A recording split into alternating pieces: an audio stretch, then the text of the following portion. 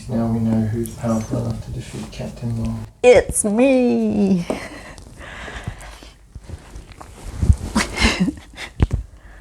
I'm the one. I have the power. Look, I'm even the amazing invisible woman.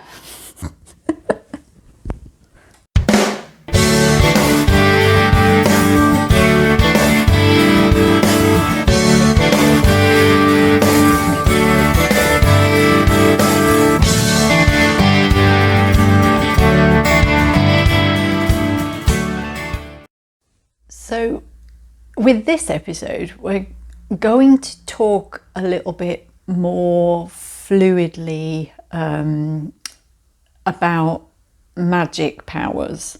Now, already I can feel heckles being raised, and that's fine.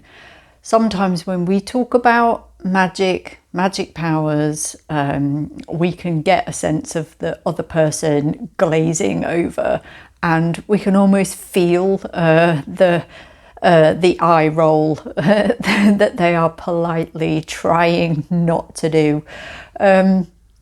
But just to unpack this, all right, so what do we mean by magic powers?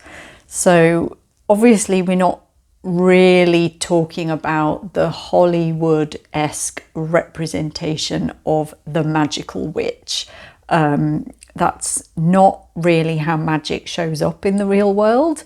It's not a case of waving a wand and ta-da, something has happened, you've managed to create something. But our experience, and the reason why we are so passionate about our magic, is because too many what you might call woo or weird things have happened in our lives for us to just dismiss the possibility. So we can't just ignore the possibility of something else being there in the background of our lived experience.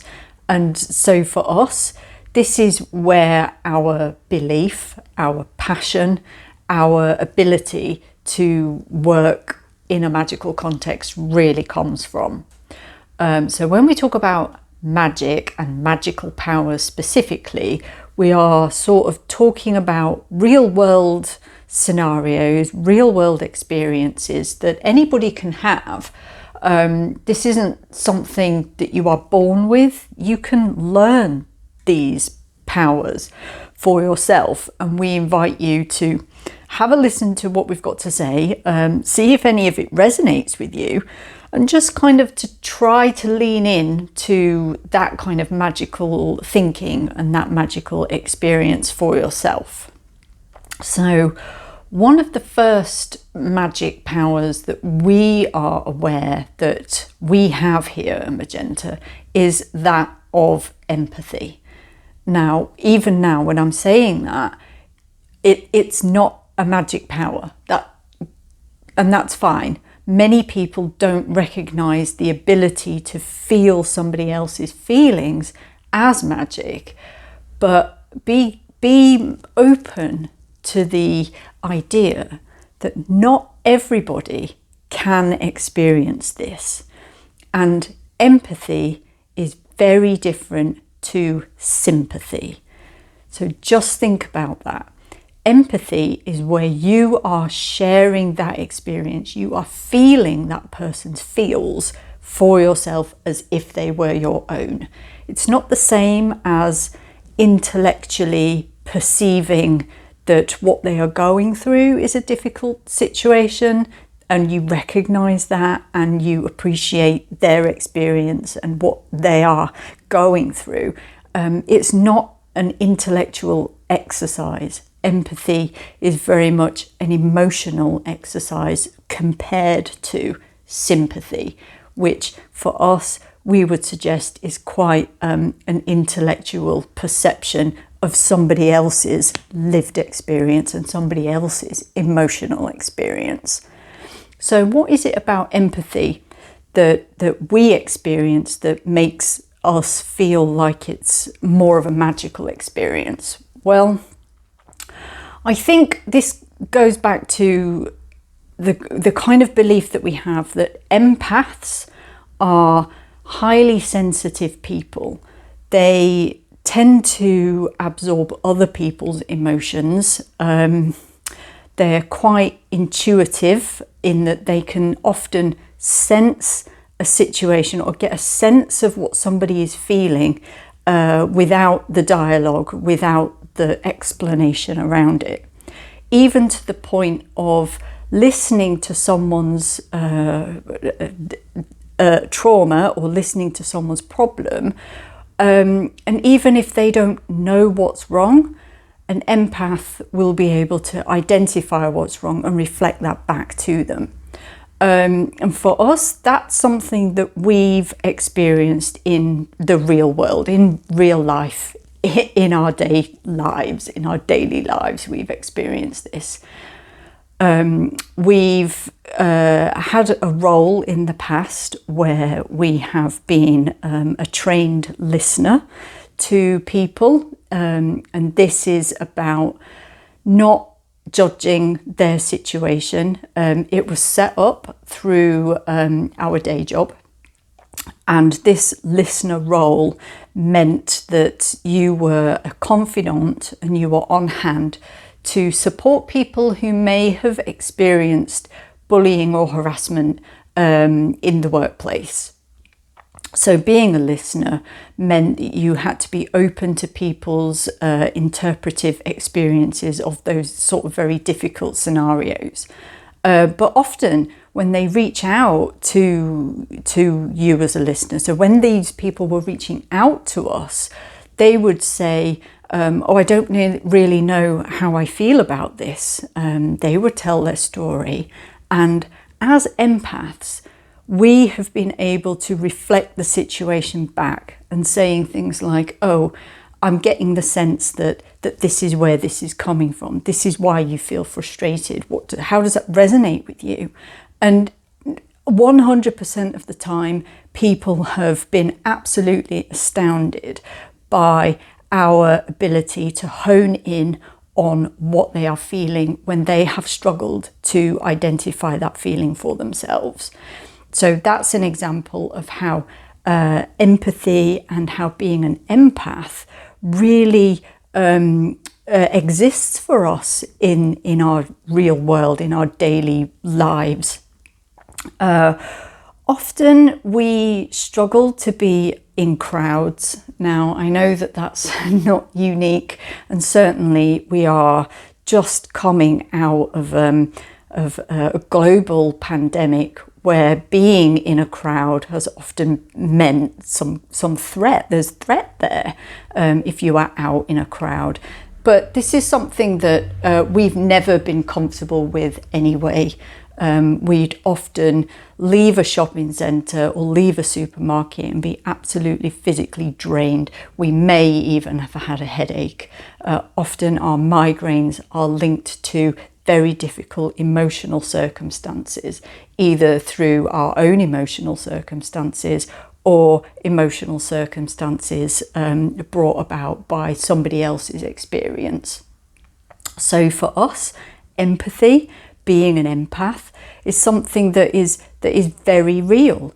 We often find that we are able to recharge our emotional battery by being away from the crowd, by being out in nature, far away from everybody.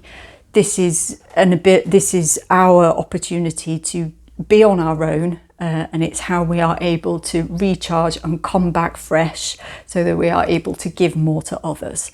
So if that is sounding like your situation, I would invite you to have a think about whether you are an empath, whether you are particularly empathetic. And so this could be something that you possess. This is an ability that you possess. Not everybody has it. And so that's just something I invite you to be open to. We have the ability to lucid dream here. We've got a couple of people who are able to really get control of their dream world. Now, this is something that, so lucid dreamers basically are aware that they are dreaming. So not everyone is able to do this, but one of us is able to go to sleep, have a dream, and control that dream while they are having it. Now, for me personally, I'm only able to do that occasionally. I don't possess it as a power particularly. It's something I know I would like to work on. But one of us is able to do this.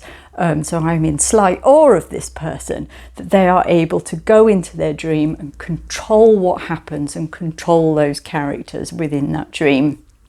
So basically, lucid dreamers are able to control the dream environment.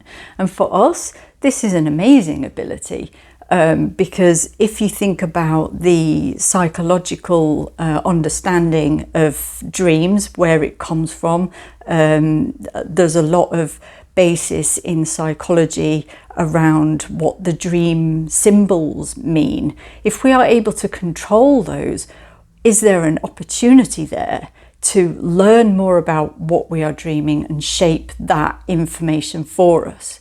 And what I mean is, if you were struggling to understand a real world situation, if you were able to control your dream, imagine what you could do with that power. You could go to sleep at night, ask your subconscious for the answer, and just manipulate the situation so that maybe the answer to your real world problem exists in a dream book. Perhaps you dream about being in a library and you go in there and the answer is right there. How amazing would that be? That's something that I think we would love to explore. Personally, I would love to explore that, because that just sounds amazing. So lucid dreamers.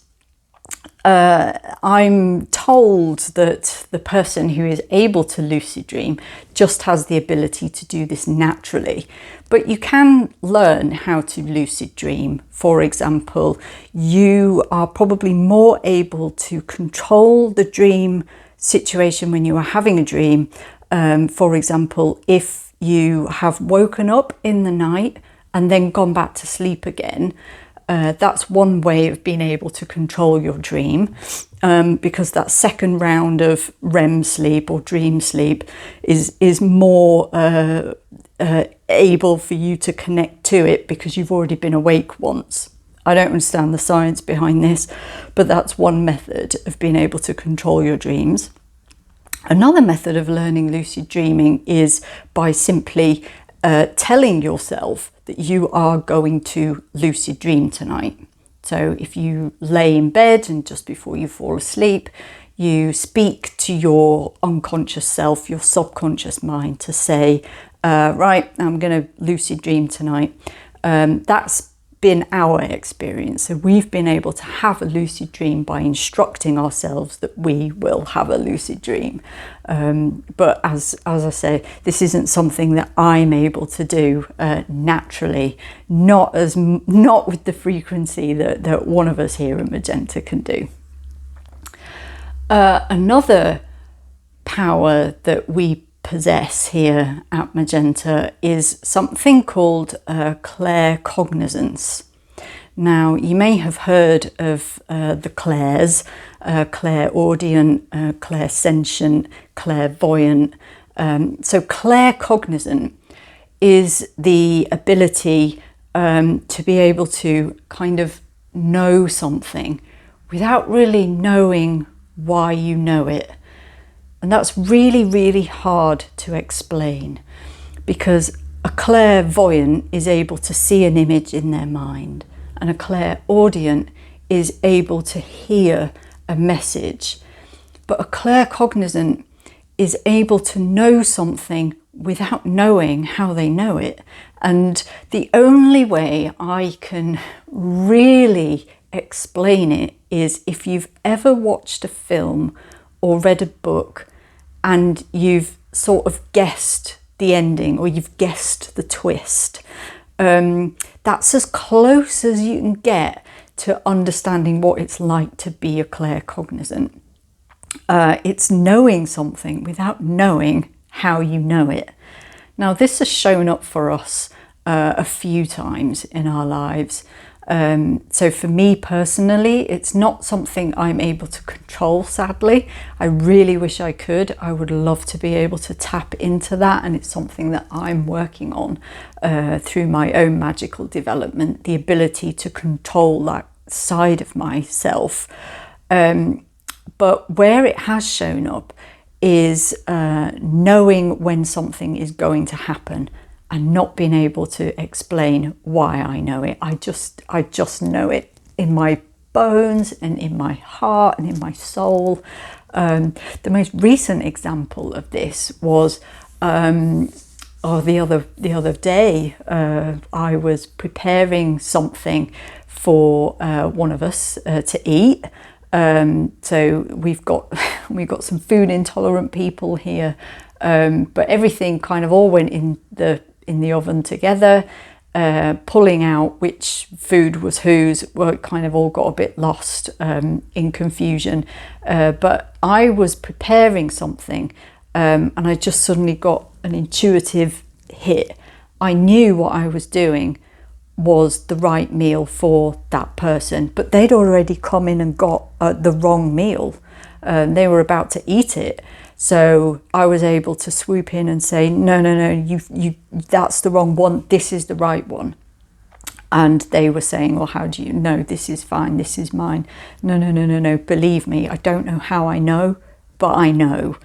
And so it's things like that. I mean, they're not powers that have any deep meaning. I mean, maybe it did. Maybe it was there to be able to save this person from having a very upset stomach in the end. But that's the most recent example of being able to know something without knowing how you know it. And it's so difficult to be able to explain that to a skeptical person or someone who doesn't have this ability, that I know what I mean. I know this is the outcome. I know that this is the right course of action, and it's so much deeper. It's more than intuition, and it's really difficult to be able to explain it. But if that resonates with you, if you've ever experienced this, if you've ever just known something and you can't explain why you know it, you just know it. You know it in your bones and you know it in your soul. It's quite possible that you are a claircognizant. What other powers do we have here? I think possibly one of our most powerful powers is the ability to manifest. What we mean by this is, so the power to manifest into reality all those things that you've focused on. So this is all about goal achievement. And so we intellectually know how to do this. So we are able to do this using our neuralistic programming. We are able to do this by blending bits of positive psychology into our lives. But the ability to manifest those things that we want for ourselves, we think is probably one of our biggest and most powerful powers. For me personally, I was able to manifest this place that I'm in, this role that I'm doing right now for you, right now and here. This is all something that has manifested because it was one of my goals. This was something that I wanted to achieve. Others in Magenta have been able to manifest some sports success. It's about thinking about what you want to achieve and then being able to not have a plan per se of how you're going to get there, but focusing more on what the end game is and getting less bogged down in the steps you need to take to get there. So we talk about this power of manifesting a little bit through our Magick Discovered course, actually, where we're talking about well-formed outcomes. And so when we design well-formed outcomes, which is an exercise from neuralistic programming, We obviously don't write well-formed outcomes, we write spells. But that's how manifesting shows up for us. We're able to visualize what it is that we want. We will work some magic. We will pull down all of those correspondences that help bring our goal into reality by those connections. So those color connections that really adds power to what we want to do, or those astral connections that really add some extra boost into what we want to achieve. This is how we're able to manifest. So if you've ever, I mean, even just people who might make a birthday wish, that is a goal that you want and you're trying to make it happen. That in and of itself is a very simplistic form of manifesting. If you've ever made a birthday wish and it came true, for us it has. We've made birthday wishes that have come true. But it is more because we have focused on what we want to achieve rather than worrying about how we're going to get there. We just know what we wanted and the rest of it would just unravel. And it's about us being open to those signs, saying yes to things, noticing opportunities and answering those opportunities all helps us bring those goals into fruition. So that is how we are able to powerfully manifest those things that we truly want to achieve out of life. Other things that we're able to, other powers that we have here, we might see things out of the corner of our eye. We're very conscious that we're not always alone here at the Magick School. I've seen half-formed people in our house, you know, a disembodied hand. Seemingly there is a small child wandering about. It's not one of mine, but there is a small child that wanders about occasionally. A couple of us here have seen that. I've seen an elderly gentleman pacing back and forth, seemingly quite agitated. So we often see things that aren't always there, but then when you turn your head and it's gone. That for us is just a constant reminder that what we're doing, we're not doing on our own. We're not traveling this path on our own. There are always people here that have either gone before or that are traveling with us as we go. We're not too sure about how we want to define that. We don't know if these are spirit people. It could be a hole in the space-time continuum. For all we know, we're just peeking through into an alternate universe. Who knows? But we just know that we're very conscious that we see things, we experience things, we've had things happen to us, we've known things, we feel things that we can't always explain in sort of the material world. We can't always explain where it's come from or what it really means or exactly pin a definition on things. Do we mind about that? No, honestly, we don't. We are 100% comfortable in not being able to explain everything that we feel or everything that we see. We're open to obviously logical interpretations of things that we've experienced and the things that we've seen, but we are also open to the fact that not everything can be explained, and we're comfortable with that. We don't feel threatened by that. It speaks to us as magical people. It's something that we are completely comfortable with. We like experiencing these things. Our lucid dreamer likes being able to lucid dream. She doesn't need a physical reason for why she's able to do that or pinpoint exactly what it is that's going on. I personally like being able to manifest things. I like being able to feel people's feelings. I think it really helps with my role as tarot card guide. So when people come to us and they want tarot card guidance, I think it really helps my ability to be able to deliver a really good reading. And we have the ability to manifest, which means that we always know that when a door closes, it's because another one is opening somewhere, because we've never gone without, and we are so grateful and we are so lucky that we are able to do this. And we invite you to play around with this, play around with the abilities that you have, play around with having an empathetic experience with somebody. Instead of trying to intellectualize someone's experience as sympathy, try instead to feel what it feels like to be that person and what it is that they are experiencing with their emotions. It's so rewarding, it is, and it's very enriching. I think what we are able to achieve here at the Magick School gives us an enriched experience, an enriched life experience that we are forever grateful for.